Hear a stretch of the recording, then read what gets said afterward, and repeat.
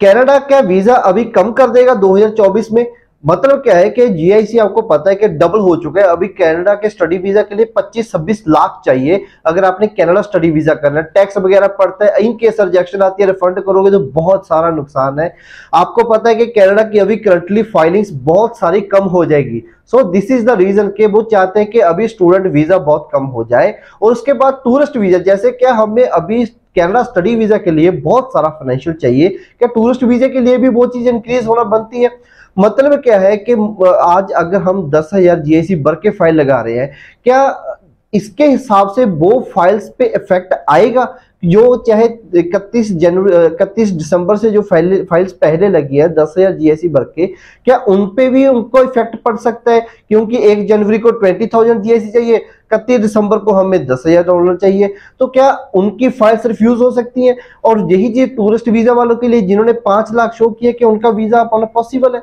मतलब क्या है कि वीजा ट्रेंड करंटली क्या चल रहा है, वो चाहते हैं मोटा मोटा हमें उनका इशारा ये पता चल गया कि कनाडा वांट्स के लिमिटेड एप्लीकेशन चाहता है। 1 जनवरी के बाद आप देखना कि कनाडा का प्रोसेसिंग टाइम कितना सुधरता है, क्योंकि एप्लीकेशंस अभी करंटली बहुत ज्यादा है, बट 1 जनवरी के बाद आपको पता है 25-26 लाख चाहिए, तो एप्लीकेशंस बहुत नॉर्मल हो जाएंगी। आज जो बच्चे के पास, आपको पता है कि हर किसी के पास 25-26 लाख नहीं होता है, सो वो अफोर्ड नहीं कर पाएगा कनाडा स्टडी वीजा। सो बहुत ही सारी लिमिटेड एप्लीकेशंस हो जाएंगी। बट मेन क्वेश्चन ये है, क्या आपको लगता है कि वो चीज इफेक्ट करेगी जो एप्लीकेशंस पहले लग रही हैं? क्या उनको रिफ्यूजल देखने का सामना करना पड़ सकता है, या फिर जो रिजल्ट्स आ रहे हैं क्या उनको देखना पड़ सकते हैं? बेसिकली अभी देखा जाए तो आज 27 दिसंबर है, आज की भी वहां पे छुट्टी है एम्बेसी में, ठीक है, हॉलीडे है। तो अभी जो है कि अच्छे से अगर हम वर्किंग स्टार्ट देखेंगे एम्बेसीज का, वो कब आना स्टार्ट होगा? 2 जनवरी के बाद, 2 जनवरी के बाद वर्किंग में आएगी।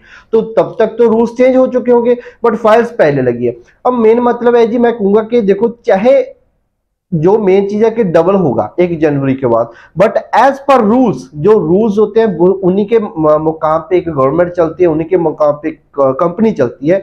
सो एज पर रूल्स उन्हें कोई इफेक्ट देखने को नहीं मिलेगा। सबसे पहली बात, उनका वैसे ही जैसे पहले एप्लीकेशन प्रोसेस होती थी वैसे ही होगी। जो एप्लीकेशन 1 जनवरी या फिर 1 जनवरी के बाद लगेगी, अगर वो 10,000 जीएससी पे कर रहे हैं या फिर कम वाला, तो उस पे इफेक्ट देखने को आपको मिलेगा ही मिलेगा। 100% उनकी रिफ्यूज हो सकती है एप्लीकेशन। सो मेन चीज है कि करंटली वीजा ट्रेंड है वो सेम है।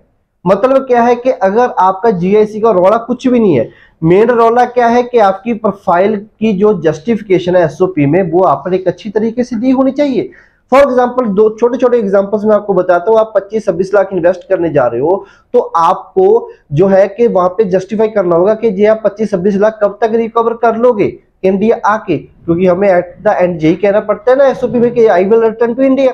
सो आपको कौन सी जॉब मिलेगी? ये स्टडी आप कनाडा में ही क्यों कर रहे हो, जबकि सेम स्टडी आपकी इंडिया में 2 लाख भी हो जाएगी, बट आपको 26 लाख लगाना है कनाडा में।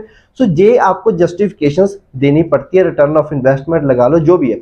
सो ये आपको देनी पड़ती है अपनी एप्लीकेशन में। अगर आप इन चीजों में आप कामयाब होते तो आपको वीजा मिलेगा। जीआईसी फाइनेंशियल का कोई भी रौला नहीं है, आपको जस्ट एज पर रूल चलना है। जैसे कि 6 ईच चाहिए थे पहले, बट अभी 5.5 बैंड वालों को भी वीजा मिल रहा है, जिसके 1-2 मॉड्यूल में 5.5 है।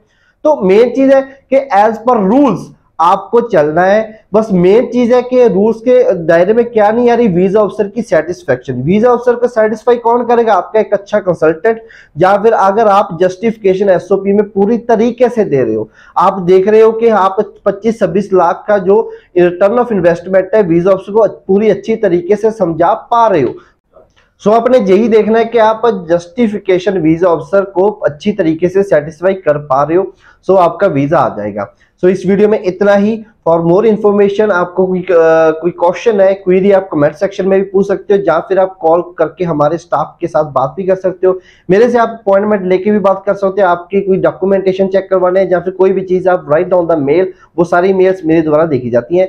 एंड सब्सक्राइब करना इस यूट्यूब चैनल को मत भूलिए, क्योंकि इसी चैनल पे आपको मिलेगी एक authentic and regular updates to immigration के मामले में। सो नमस्कार, सत श्री अकाल।